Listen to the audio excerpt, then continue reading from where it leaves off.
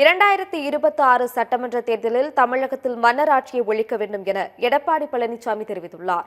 மக்களை காப்போம், தமிழகத்தை மீட்போம் என்ற எழுச்சி பயணம் மேற்கொண்டுள்ள அதிமுக பொதுச் செயலாளர் எடப்பாடி பழனிசாமி நேற்று கடலூர் சட்டமன்ற தொகுதியில் பிரச்சாரம் செய்தார்.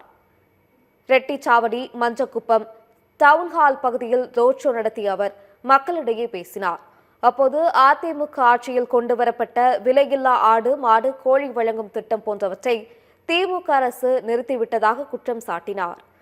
இந்தியாவிலேயே சூப்பர் முதல்வர் என்று ஸ்டாலின் பேசுவதாக குறிப்பிட்ட அவர் கடன் வாங்குவதில்தான் சூப்பர் முதல்வர் என்று விமர்சனம் செய்தார்.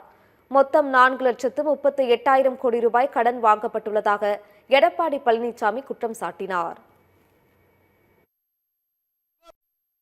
தொழிலாளி அவளுக்கு கரை மாடு கொடுத்தோம், விலையில்லா ஆடு, விலையில்லா கோழி எல்லாமே நிறுத்திட்டான். அது மட்டும் இல்ல, எப்ப பார்த்தாலும் ஸ்டாலின் பேசுறாரு இந்தியாவிலேயே சூப்பர் முதலமைச்சர். எதுல?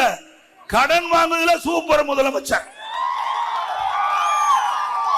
திரு ஸ்டாலின் முதலமைச்சரான பிறகு இந்த 4 வருஷத்துல கடன் வாங்கினது 4,38,000 கோடி கடன் வாங்கியிருக்கார்.